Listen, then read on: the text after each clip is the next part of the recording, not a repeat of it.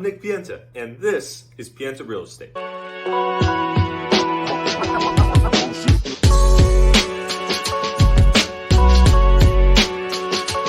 Today, I'm going to talk to you about the pros and cons about living in the city of Richmond. I've lived in Virginia for nearly 5 years now, and throughout my time here, I've spent a lot of time in the city. While there's a few cons about living in the River City, the reality is there's many more pros that make Richmond a very enjoyable city to live in. So without further ado, let's get right into it. Number one, the first pro is the weather. Virginia as a whole has 4 solid seasons. While you experience the 4 changes of the seasons, you're never going to be terrifically uncomfortable with anything that's thrown at you, with maybe the exception of the humidity in the south, which is a real thing. Number 2, location. Richmond is located in the east central part of Virginia, but what's most important is that 2 major interstates, 95 going north and south, and 64 going east and west, cross right through the city of Richmond.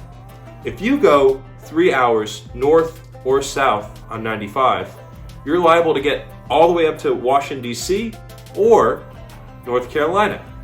And if you go east 2 hours, you're liable to get to Virginia Beach, while west 3 hours get you out to Charlottesville. Number 3, cost of living.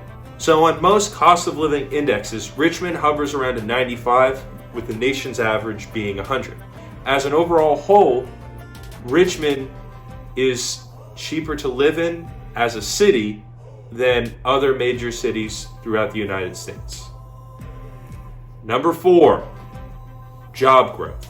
Richmond's unemployment typically hovers around 3%, but Richmond has consistently been ranked 15th in growing jobs throughout the United States. A number of Fortune 500 companies like Capital One and Amazon have their headquarters in Richmond, which means that job security is pretty high and job opportunities are relatively large in number.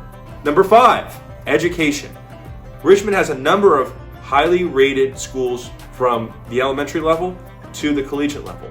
Public schools in the Henrico, Chesterfield, and Hanover areas typically have higher rated public school systems than other public schools throughout the country. Number 6, food. Richmond is known to be an eater's town. You'll find a lot of different restaurants in the downtown area for any type of food you want, whether it be Italian, Mexican, Indian, and it also has a growing brewery scene.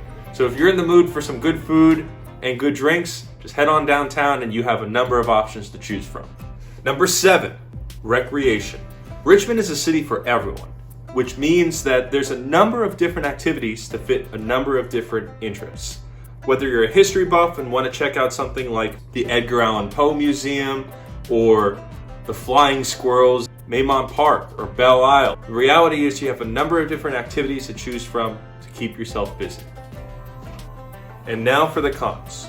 Con number 1, the real estate market in Richmond is very competitive.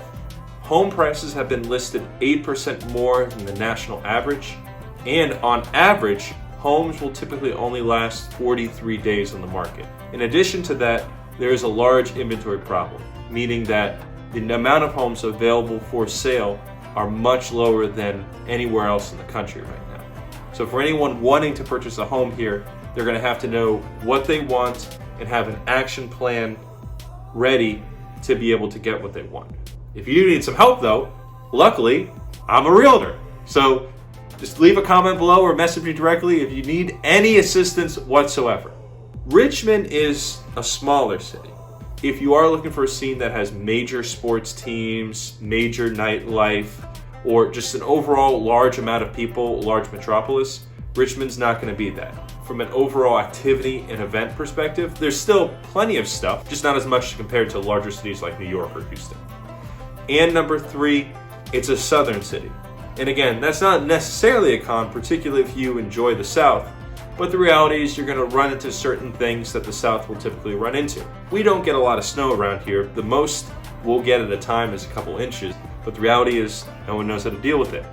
You also run into stuff like larger humidity, everyone's spread out, everyone's more relaxed. It's just a different vibe than other larger cities are going to be.